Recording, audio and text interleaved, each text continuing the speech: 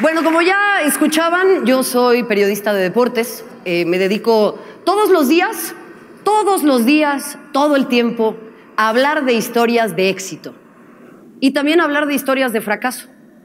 Todos los días hablo de un futbolista, de un basquetbolista, de un boxeador, béisbol, por supuesto, acaba de ser la Serie Mundial, jugadores de fútbol americano, atletas olímpicos, y todos los días se reitera la historia de éxito y de fracaso. Pero no siempre fue eso lo que yo quise hacer. Yo en realidad quería dedicarme a otra cosa. Y yo sé que de repente en estos foros pues se puede volver como un poco tedioso pedir la participación. Es como cuando en el crucero el mago te pide que pases, ¿no? Pero es muy fácil, nada más tienen que alzar la mano y me da mucho gusto ver a muchos hombres también. De los hombres que están aquí, alcen la mano quienes quisieron ser deportistas profesionales. Tantito, así nada más alcen la mano. Ah, bueno, hay algunos, ok, varios. ¿Cuántas mujeres quisieron ser deportistas profesionales? Una, dos, ok. Ahora, la muestra no es muy representativa porque hay más mujeres, pero creo que entienden el punto al que voy. Y eso tiene que ver con lo siguiente. Y es que yo no siempre quise ser periodista deportiva. Yo en realidad quise ser deportista profesional. Y como buena comentarista de deportes o comentarista de deportes les voy a decir, es que me lesioné la rodilla, es que ya no pude más, ¿no? La verdad es que sí ando medio mal de la rodilla, pero independientemente de mi talento o mis capacidades, cuando yo soñaba con ser deportista profesional, era algo más o menos como así, ¿no? Y era un sueño extraordinario para mí poder no ser yo la que contara las historias, sino ser la protagonista de esta clase de historias y de esta clase de imágenes, especialmente en deportes de conjunto. Claramente, distaba un poquito la realidad de la ficción, ya lo van a ver. Pero esta era yo hace alrededor de unos 15 años. Jugaba handball, no se vayan a confundir, es un deporte poco común en México, pero pues era más o menos buena, ¿no? Yo me imaginaba así, ¿no? O sea, yo en la foto me veía así y yo pensaba que era una cosa más o menos similar. Reitero, ¿no? Ustedes disculparán. Pero entonces empecé a darme cuenta que el ser deportista profesional no era un camino para mí. Y no era un camino para mí porque estamos hablando de deportistas profesionales, es decir, que se ganan la vida haciendo deporte. Ustedes piensan en las grandes deportistas en México y la gran mayoría son deportistas amateur. Y esa es una precisión que tenemos que entender. La gran mayoría de nuestras ídolas, Soraya, Paola Espinosa, Paola Longoria ahora ya es más profesional, pero la mayoría tuvieron que dedicarse a hacer dos cosas a la vez. Pero yo en ese momento no lo entendía, así que los grandes ídolos que yo podía seguir, pues eran estos señores. Michael Jordan, Scottie Pippen, por ahí, no sé, algún futbolista, ¿no? Beckenbauer, Jürgen Klinsmann. Esos eran los ídolos a los que yo podía aspirar. ¿Y por qué? ¿Por qué era eso así? Pues qué raro, ¿no? Pues no iba a poder yo ser deportista profesional en esas ramas. Entonces, mientras yo practicaba deporte, pasaba algo más o menos así, ¿no? Más o menos así, les reitero, era un poquito esa la situación por la que yo atravesaba. Pero yo soñaba con eso y vivía, afortunadamente, porque soy una mujer profundamente privilegiada y eso es algo que también tenemos que entender. Crecí en un entorno en el que se me empujó hacia esta clase de cuestiones. Se me permitió hacer deporte y más adelante se me permitió elegir mi carrera profesional. Gracias a un círculo muy cercano. Mi familia, mi papá y mi mamá, que están por allá, les agradezco que hayan venido. Un aplauso, sí. Mis entrenadores, la mujer que me hizo practicar deporte, además de mi mamá, Ingrid Fonseca, mi primera entrenadora.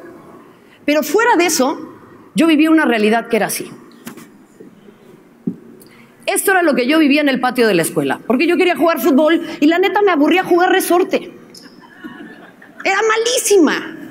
Entonces yo escuchaba que era una marimacha, que era una rara, shimán, que también es un insulto bastante especial, machorra, Lesbiana, que no entiendo por qué es un insulto, pero bueno, vivimos en un mundo que desafortunadamente sigue siendo así. Y hoy por hoy sigo sin formar parte bien a bien de ningún lado. ¿Pero por qué? ¿Por qué es tan raro que una mujer practique deporte? Y me empecé a dar cuenta que en realidad no estaba sola, que hay muchísimas mujeres que atraviesan esa misma realidad, porque está articulada con la idea de que las mujeres no hacemos deporte. Las mujeres hacemos ejercicio, y hacemos ejercicio cuando de repente nos empiezan a crecer las tetas, nos viene la regla y entonces tenemos que ir a la playa en bikini. Ahí sí está bien que te mates en el gimnasio. Súbete a la escaladora, que además es la peor máquina del mundo, porque alguien querría hacer eso. En serio, vamos a jugar con una pelota. Entonces empecé a darme cuenta que no estaba sola, pero yo fui una cobarde, porque yo abandoné. Las deportistas que ustedes ven hoy en día no abandonaron y se merecen un lugar mucho mejor. Y tiene que ver con lo siguiente. Aquí algunos numeritos que sé que pueden ser aburridos. Ninguna portada de las secciones de deportes está protagonizada por mujeres, porque vivimos en un mundo en el que la narrativa de deportes y de muchos otros discursos, pero vamos a centrarnos en el deporte, está protagonizada por hombres.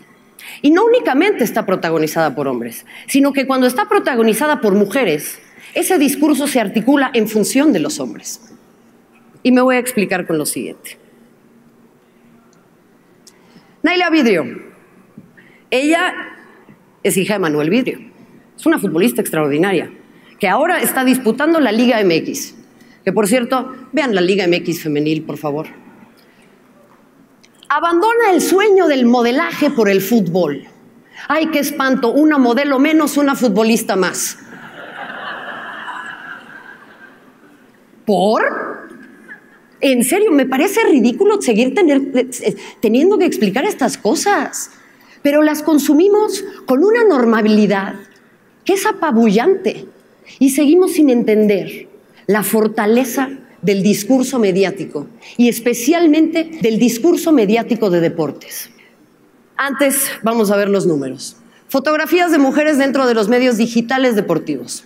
En un 89% no figuran, no figuramos, no existimos, no formamos parte de la narrativa. En un 5% mujer y deporte y por supuesto con un puntito más, mujer sin referencia al deporte.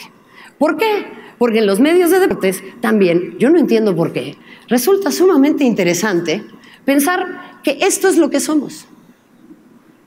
No entendemos, y ahí voy a citar a la maravillosa Tamara de Anda, cómo un ser humano con genitales distintos puede memorizar los nombres de 22 personas que patean una pelota. Llamen al semanario de lo insólito. Sabes mucho de deportes para ser mujer. Son algunos de los halagos que he recibido a lo largo de mi carrera. La hija de Figo, porque es la hija de Figo, no tiene nombre. Y desafortunadamente el medio borró el titular, porque ¿saben qué? Aquí hay una cuestión muy difícil. El titular decía: la hija de Figo ya es cancha reglamentaria. Creo que todavía no alcanzamos a entender que más gente consume estos medios que los medios del periodismo de verdad. Esto es un mensaje poderosísimo y constante, articulado por una industria que es de las más poderosas del mundo. Y nosotros la consumimos sin cuestionar. Y sin cuestionar qué mirada del mundo nos ofrece. Y a mí eso me parece algo aterrante. ¿Por qué? Porque me doy cuenta que en realidad yo no tenía ídolos deportivos cuando estaba creciendo, no porque no existieran, sino porque no me las presentaban. Porque México en la rama femenil, a diferencia de los hombres, sí ganó una Copa del Mundo. Lo que pasa es que no es oficial. Y la ganó en 1971 en México. ¡Vaya! ¡Claro! ¿Y quién les contó la historia? Mejor vamos a hablar de la hija de Figo, que ahora es cancha reglamentaria. Déjenme decirles que eso además tiene una pequeña cuota de ilegalidad y pederastía, pero ese es otro tema. ¿Qué otras historias e ídolos existirían si dejáramos de ver el mundo con un solo ojo? y lo viéramos con 2? ¿Qué podríamos contar? ¿Por qué en vez de construir puentes los estamos constantemente quemando y estamos minimizando a una parte fundamental de la sociedad, que somos nosotras? Y eso no tiene nada que ver, me disculparán, ni con feminazi, ni todas sus terminologías que ya me tienen hasta acá. Tweet tras tweet tras tweet. Estas son las historias que a mí también me gustaría ver. Esta es Brady Chastain. Ganó con Estados Unidos la Copa del Mundo en 1999. Estados Unidos tampoco ha ganado un mundial con los hombres, ¿eh? Por cierto, no van a ir al mundial.